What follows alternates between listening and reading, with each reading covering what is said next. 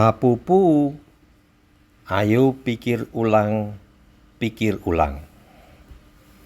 Teman-teman, hari ini saya mau mengajak berbicara tentang sesuatu yang untuk sebagian orang sudah akrab, namun untuk yang lain mungkin terasa aneh atau mungkin belum pernah mendengar. Yang ingin saya ajakkan untuk perbincangkan adalah orang suci. Apakah mungkin ada orang suci? Sebelum kita menjawab pertanyaan apakah ada orang suci atau tidak, baiklah saya sampaikan apa yang saya maksud dengan orang suci. Orang suci yang saya maksud adalah orang yang entah bagaimana menjadi saluran, entah itu rahmat, entah itu bantuan, entah apapun, namun yang terutama bersifat metafisik. Jadi bukan apa yang bisa kelihatan oleh panca indera kita, tetapi bantuan yang tidak kelihatan oleh panca indera kita. Sebagai contoh, setiap kali saya mau menghadapi ujian, maka ketika saya mempersiapkan diri, saya menemukan kegelisahan oleh karena menghadapi ujian itu, maka saat itu aku terkenang akan seseorang yang kukagumi secara intelektual. Entah itu Albert Einstein, ataukah Galileo Galilei, atau siapapun. Dan ketika aku mencoba-cobanya, maka setiap kali aku menyebut namanya, aku membayangkan figurnya, aku membayangkan apa yang dulu pernah dia lakukan dalam hal ilmu pengetahuan atau dalam hal keilmuan yang lain, maka ada sesuatu yang entah bagaimana membuat aku bisa melalui ujianku dengan lancar.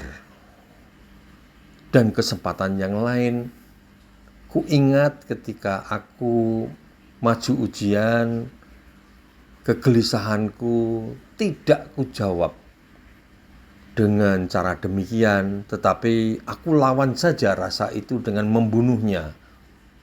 Kenapa aku harus ketakutan dengan ujian? Ternyata hasilnya berbeda daripada ketika aku menyebut nama orang yang ku kenal karena dia memiliki kelebihan.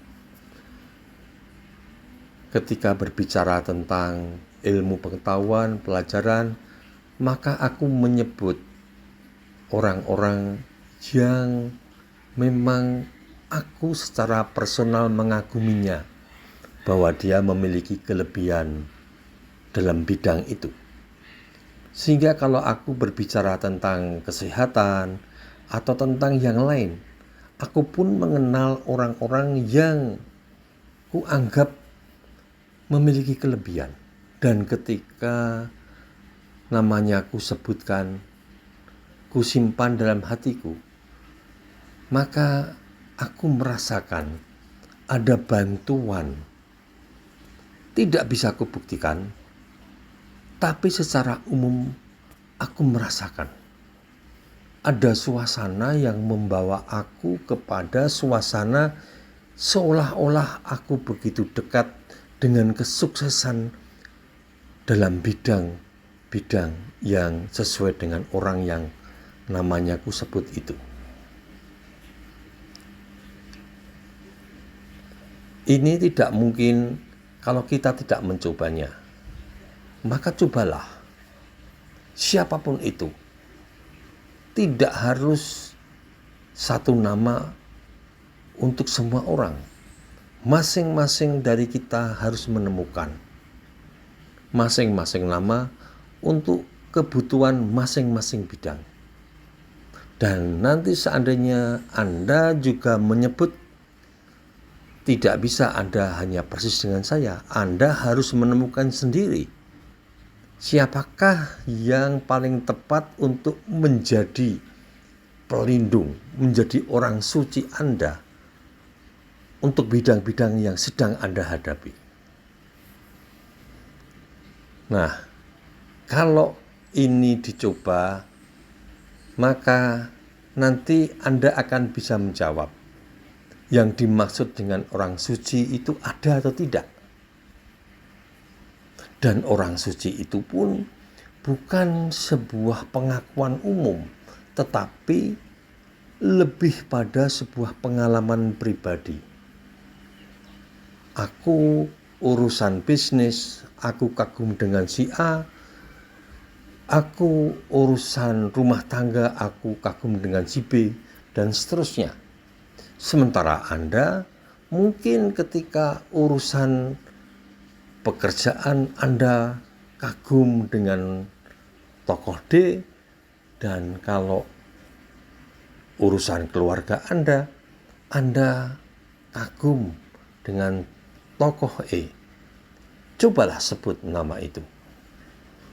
Karena merekalah orang suci kita masing-masing. Merekalah orang yang disediakan oleh alam semesta menjadi tempat di mana kita bisa menimba energi, keberuntungan,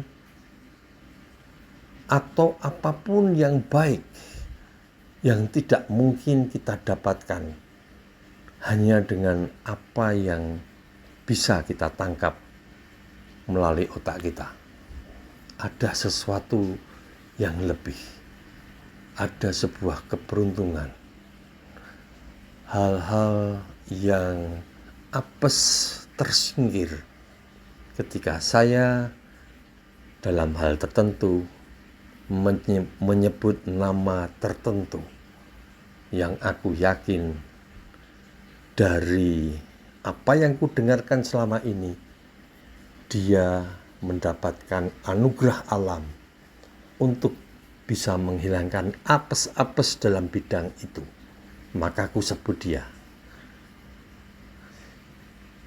Ini tidak bisa hanya mengambil contoh orang lain sukses dengan ini dan itu, tetapi aku harus menemukan sendiri, membuktikan sendiri, mengujinya sendiri.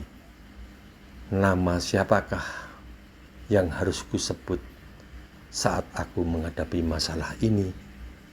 Atau nama siapakah harus kusebut ketika aku harus menghadapi masalah itu?